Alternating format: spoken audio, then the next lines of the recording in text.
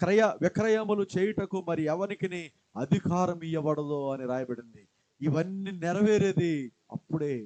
శ్రమల కాలం ఆరంభమైన తర్వాత మొదటి 3.5 సంవత్సరాల ఆ నిడివిలో ఈ ముద్ర అనేది బలవంతం చేయబడుతుంది. ఆ సమయంలోనే దేవుడు విడువబడినటువంటి వారికి మరొక అవకాశం ఇస్తాడు.